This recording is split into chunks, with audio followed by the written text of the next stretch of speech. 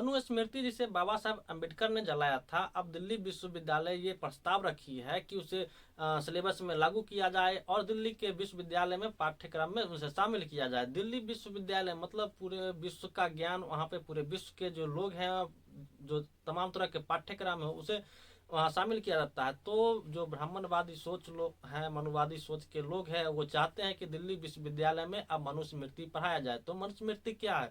मनुस्मृति जो पिछले कई हजार सालों, लगभग 2000 सालों तक उस पे संविधान जिस तरीके से अभी बाबा साहब के लिखे हुए संविधान और देश में लागू है, ठीक उसी तरीके से आज़ादी से पहले कई सालों तक, करीब 2000 सालों तक मनुस्मृति का जो लेखन का पीरियड है वो ईसा के 200-300 पूर्व जन्म से पहले का वो लिखा हुआ है, और कई हजार सालों तक, लगभग 2000 सालों तक उसे देश में लागू किया गया। और उसी पे शोषण और जिस तरीके से महिलाओं की दास्ता उसमें वर्णन की गई है, दलित जाति और एक जाति के लोगों का वर्चस्व उसमें दिखाया गया है। तो उसी आधार पे वो संविधान के रूप में देश में लागू किया गया, और जितने भी राजा महाराजा बने उससे राज्य कार्य करने का काम किया था। पर अब दिल्ली विश्वविद्यालय में ये प्रस्ताव रखा गया कि मनुस्मृति को पाठ्यक्रम में शामिल किया जाए, और कैसे उसमें जिस तरीके से शूद्रों के साथ, दलितों के साथ जो व्यवहार हुआ उसे लोगों को बताया जाए, पढ़ाया जाए और इसे अमल किया जाए। तो ऐसी ये मानसिकता थी, पर उसे खारिज कर दिया गया है।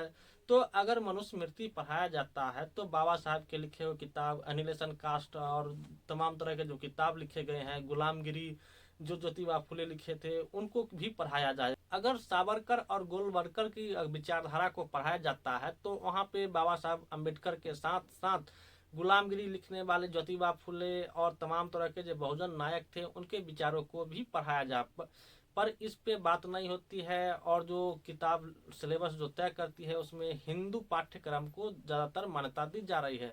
अब दिल्ली विश्वविद्यालय के जो मेन गेट है वहाँ पे कुछ दिनों पहले एक तस्वीर आई थी जहाँ पे जय श्री राम JSR के नारा लिखे हुए पोस्टर साटे गए थे, और वहाँ के जो कुलपति है पंडितों को बुलाकर हवन पूजन किया कर रहे हैं। तो इससे क्या साबित होता है? क्या RSS के द्वारा वहाँ पे जो प्रोफेसर होंगे सो RSS तय करेगा, जो कुलपति होंगे वो RSS तय करेगा? तो इस तरीके से वहाँ पे जो टीचर है आते हैं, पढ़ाते हैं, और जो RSS तय करता है वही लोग दिल्ली विश्वविद्यालय में पढ़ाने का काम कर रहे हैं। तो आप सोच सकते हैं कि लोग और RSS की क्या मानसिकता है। और 2024 के चुनाव में तो देखा ही गया था कि किस तरीके से जो बीजेपी के प्रवक्ता है और जो मेन नेता है, बड़े लीडर थे, उन्होंने कहा था कि संविधान को अब बदलना है, इसलिए 400 सीट पार करना है।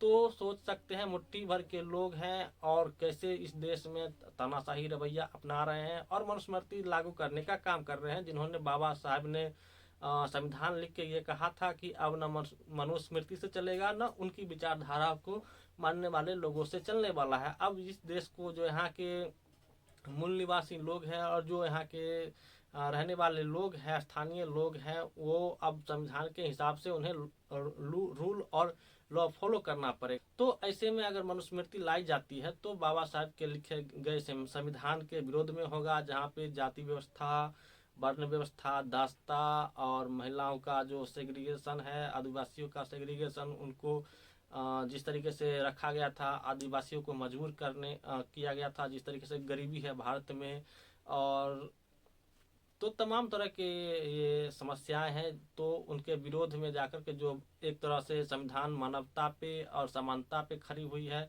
तो वहाँ पे जब मनुस्मृति पढ़ाई जाएगी और देश में लागू किया जाएगा तो ऐसा होगा कि सब क्रमबद्ध जाति के एक श्रेणीबद्ध क्रमबद्ध होगा, और वहाँ पे एक जाति दूसरे जाति से लड़ती और छोटी बड़ी ऊंच नीच दिखाई देखने को मिल सकती है। और ऐसे में जो स्त्रियों की हालत है वो बद से बदतर देखने को मिलेगी। तो क्या आप चाहते हैं कि देश में विश्वविद्यालय में मनुस्मृति पढ़ाई जाए और या देश में इसे लागू किया जाए? तो आपकी क्या राय है, क्या विचार है, कमेंट जरूर कीजिएगा।